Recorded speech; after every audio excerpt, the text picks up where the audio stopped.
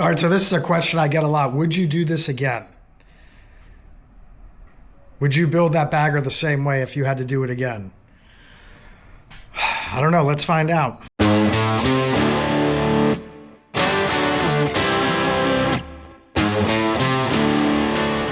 Go up to Wawa and meet a couple of my buddies. So I had a vision before I started on this bagger project. I said, all right, I want to find a 2011 to 2016 twin cam 103 bagger with relatively low miles. I want it basically stock, and I want to transform it into this stretched out big wheel bagger. So that's what I did. I found a 2016 with about 14,000 miles on it, and I went through the process. Did all the research, figured out what I wanted to do with it, where I was going to buy the parts. I bought the parts, installed what I could on my own, did it over time. Obviously went to a mechanic to help me with stuff that I couldn't do. And to me, I created this machine, and I love the way it turned out. I mean, to me, a lot of these bikes are like art on wheels. And to me, this thing is like a piece of art. And I get tons of compliments wherever I go. And it's amazing and super fun to ride. So I'm going on a little ride today with two of my buddies. We're going to go grab some breakfast.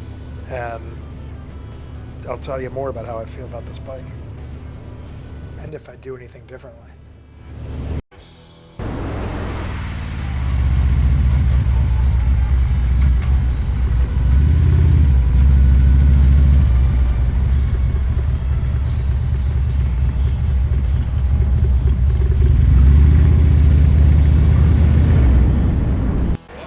See, this is one reason why I love this thing. Every time I come out to it in the parking lot, wherever I'm at, it just looks so good. Like, even this much time after, I'm like, shit, this thing is fucking sweet. You like it? Beautiful bike. Thank you very much. Incredible. I appreciate it. You probably got about almost 100 grand in it. No, I didn't count. All right, I'm with my buddies. We're heading up to Pogies in Okeechobee for breakfast. But that guy in the parking lot, like, I get that all the time. Like, he's sitting there on FaceTime showing my bike to someone and telling me how awesome it is. I mean, I get it all the time. So the bike was a little bit underpowered, especially with the extra weight I added to it, but I put in a Wood Performance cam, and this thing can pull. So I've got no issues with the power of this bike. It's actually really nice. I'm keeping up with my buddy in front of me in his BMW GS 1300.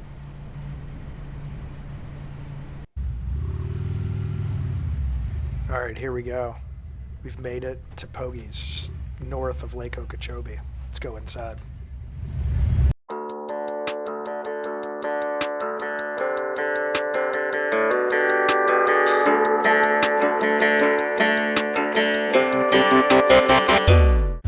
Very solid breakfast. If you were in Okeechobee, definitely worth checking out Pogies. All right, we're heading back.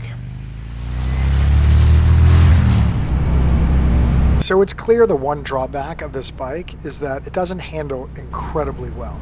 Like, if you're gonna ride super hard, super aggressively, you're gonna take it in the twisties, this is not the bike to do that. This is a bike to cruise long distance, right? Also, slow speeds, like taking this around town, going in parking lots, bar hopping, it's a little bit annoying because it just feels a little bit heavier than it should. It's already a heavy bike, but with the big front wheel and you're navigating around parking lots and things like that, it's just a little bit more cumbersome. So, not something you just want to hop on, quick trip somewhere and then come back. I mean, it's best for long rides.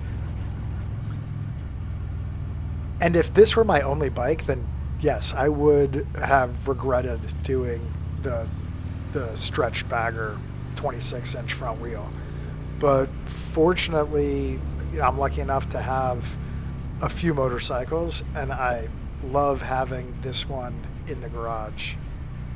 I love riding it. we've already established that I love looking at it. It is a really fun bike to own, and I'm really happy with how it turns out, and it puts a smile on my face every time I ride it.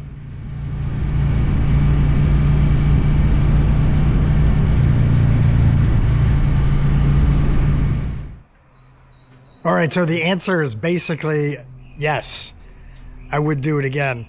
After like where we did like a 180-mile ride, this thing, it's just awesome. It's super fun to ride, and there's no parking lot that you go into where you don't get someone commenting and being like, dude, sick bike, beautiful, all that, which is kind of cool.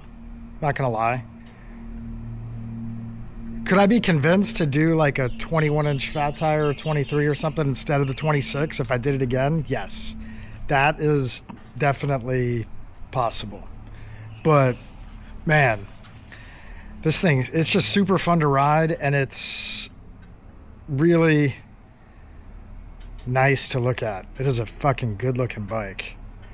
It doesn't handle the best, but like I said, I'm down here in South Florida, a lot of straight roads, so not that much of an issue. But man, this thing is, it's an enjoyment every time I'm out on it, a real enjoyment. So definitely yes, I would do it again. I did not tally up what this thing cost me. Let me know if you're curious. I'd have to do some forensics to go back and figure it out. I probably could. If you wanted me to do a video like I did on the Cholo to see what this thing costs fully built, let me know.